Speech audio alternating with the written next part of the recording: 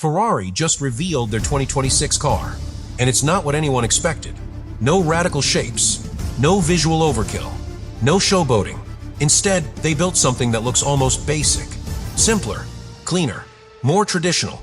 But that's exactly why this launch is getting more attention than anything else on the grid.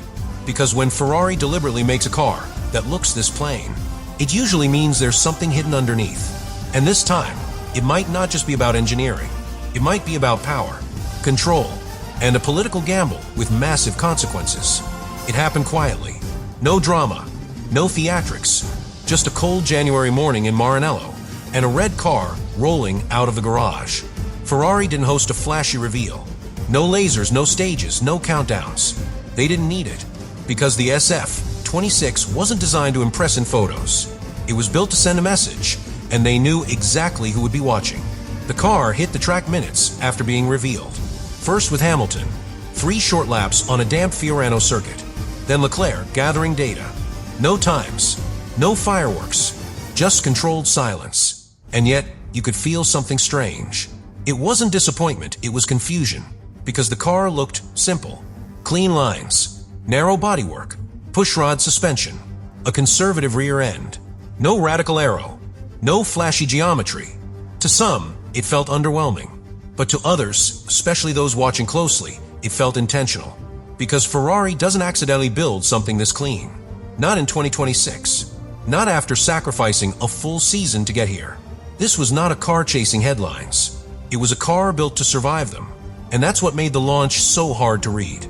Ferrari didn't just reveal a machine. They revealed strategy hidden beneath the simplest surface they've shown in years. And maybe that's exactly what they wanted. To keep everyone guessing.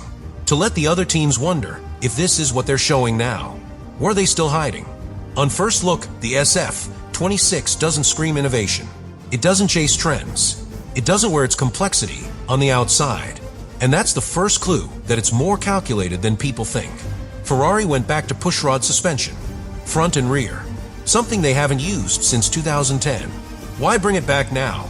Because it allows a much steeper anti-dive angle, giving them more control under braking, more stability through transitions, and better use of the new active aero rules. Yes, this car runs active wings, front and rear, but visually it barely shows. No wild winglets, no exaggerated shapes. Instead, the bodywork is compact, clean, and the flow is tightly managed around a very narrow cooling system. One of the most talked about details is what isn't there. No oversized side pods, no floor experiments. Even the shark fin is minimal, a slim blade compared to what we've seen from Red Bull or Mercedes in testing simulations. That lack of visual drama isn't a flaw, it's deliberate. Ferrari has used visual simplicity to mask conceptual depth before. And in this case, the logic is clear. They don't want to give rivals time to analyze a car that's been in development since early 2025. This car isn't designed to peak in winter photos. It's designed to show just enough, to pass scrutiny, to stay inside the gray area or avoid it entirely. And more than anything, it's built around one component, the power unit. Because what's happening underneath that basic shell is anything but simple. The SF-26 isn't built around wings or floor tricks. It's built around its engine. And that's where the simplicity becomes strategic. Internally, it's called the 0676. It's not a repackaged 2025 unit. This is a completely new engine architecture, designed from scratch for the 2026 rulebook. And more importantly, designed to avoid the one thing every other top team is flirting with. Ferrari chose not to chase the thermal compression exploit. Red Bull and Mercedes are both rumored to be using a trick that increases effective compression during high-load phases. It's not illegal, but it's risky. It depends on how far the FIA is willing to stretch the meaning of combustion consistency. Ferrari didn't even go near it.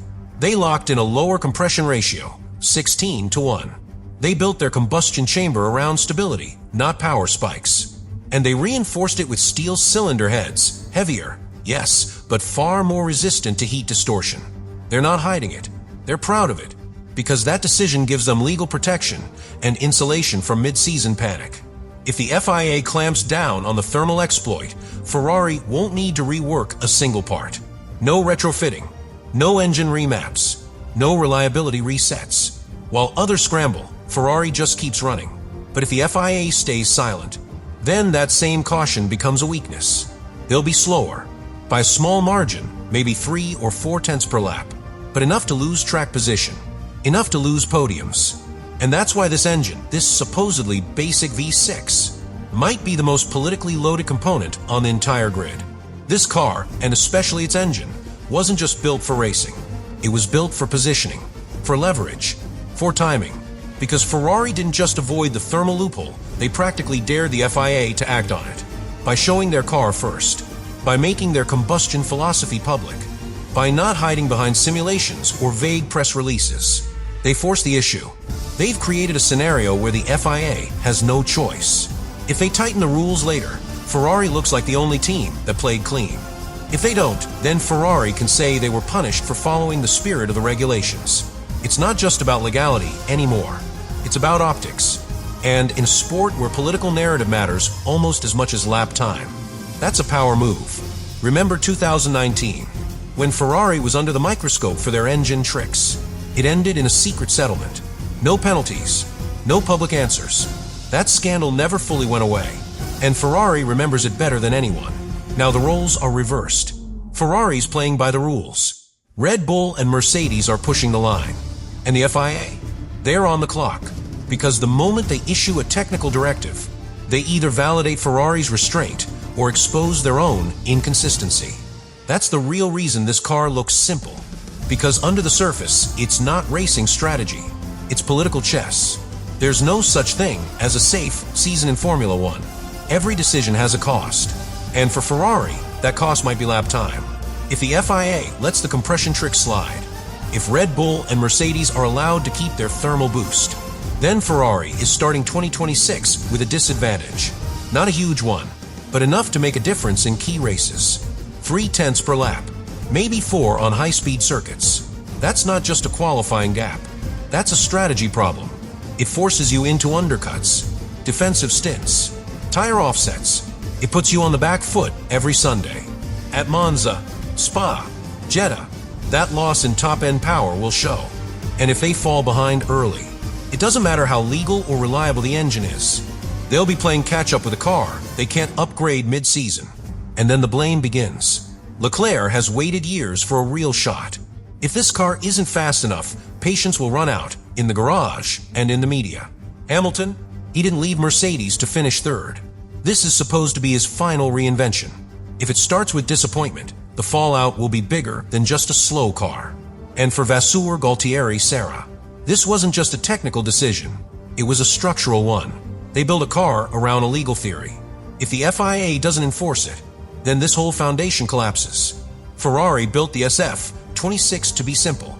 Or at least, that's what they want us to believe. Because underneath the plain surfaces and quiet presentation, they've triggered something far more complex. This isn't about horsepower. It's about timing. It's about who made the right bet before the FIA makes its first move. The real battle hasn't started yet, because everything now depends on interpretation, not innovation, not strategy. Just one decision from a governing body that hasn't exactly been consistent in recent years. If the FIA acts in the next few weeks, if they tighten the definition of combustion behavior, then Ferrari becomes the only top team ready to race on stable ground. They'll have taken the hit early and avoided chaos later. But if that decision doesn't come, if the gray area remains open, then Ferrari is the only team that stayed in the slow lane while everyone else pushed past the limit. And that's the danger. Because this wasn't just a technical decision, it was a test of trust. Ferrari trusted the FIA to protect the integrity of the new regulations. They built their car around that trust. Now they're waiting to see if it was misplaced. So yes, the SF26 might look basic. It might seem conservative, but this car is already making noise. Not with its engine, but with the silence it forces from everyone else. And if the FIA doesn't answer soon, this simple Ferrari could spark the most complicated season we've seen in years.